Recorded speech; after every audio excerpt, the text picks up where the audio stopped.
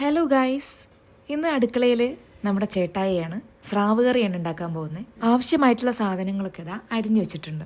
പിന്നെ പ്രത്യേകം പറഞ്ഞിട്ടുണ്ടായിരുന്നു ഫേസ് കാണിക്കരുതെന്ന്. അപ്പോൾ നമ്മൾ അങ്ങനെ പറഞ്ഞാൽ ഫേസ് എന്തായാലും കാണിക്കണമല്ലോ. ഉള്ളിയൊക്കെ എടുത്ത് ചട്ടിയിലിട്ട് വാട്ടിയപ്പോൾ ഞാൻ ചോദിച്ചു ഉലുവ എന്ന്. അപ്പോഴാണ് ഉലുവിടേണ്ട കാര്യം മൂപ്പർക്ക് ഓർമ്മ വന്നത്.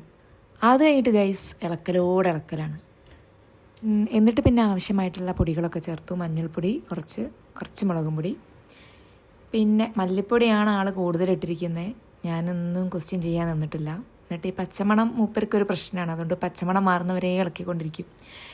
എന്നിട്ട് പിന്നെ അതിലേക്ക് കുറച്ച് തക്കാളി, ഇഞ്ചി വെളുത്തുള്ളിയും പേസ്റ്റൊക്കെ എപ്പോഴാണ് ഇട്ടത് എനിക്കറിയില്ല. പിന്നെ ആൾക്ക് ഈ ഒരു പൊസിഷനിൽ നിന്നാലേ കുക്കിംഗ് നടക്കുള്ളൂ. പിന്നെ തേങ്ങ അരച്ച സ്രാവ് കറി ഉണ്ടാക്കുന്നത്. അപ്പോൾ അതിലേക്ക് കുറച്ച് പെരിഞ്ചീരകം ഇട്ടിട്ടുണ്ട്. എന്നിട്ട് അതൊന്ന് നന്നായിട്ട് അരച്ചെടുക്കുക. പിന്നെ അതിലേക്ക് പുളി പിഴിഞ്ഞൊഴിച്ചു. പുളിയൊക്കെ പിഴിഞ്ഞ് നന്നായിട്ടൊന്ന് തിളച്ച് വരുമ്പോൾ അതിലേക്ക് അരച്ച തേങ്ങ അങ്ങോട്ട് ചേർക്കുക. പിന്നെ ഒന്നുമില്ല, സ്രാവ് കഴുകി വെച്ചത് അതിലേക്ക് ഇങ്ങനെ ചെറുതാന്ന് പറഞ്ഞങ്ങ് ഇടുക. ലാസ്റ്റ് കുറച്ച് കുരുമുളക് പൊടി ഇതാ ഇങ്ങനെ തന്നെ ഇടണം കേട്ടോ, അപ്പോഴാണ് അതിൻ്റെ ടേസ്റ്റ് കിട്ടുക. അപ്പോൾ ഇതാണ് നമ്മുടെ ചേട്ടായിൻ്റെ സ്രാവ് കറി. അപ്പോൾ ഇത്രയേ ഉള്ളൂ. ബൈ.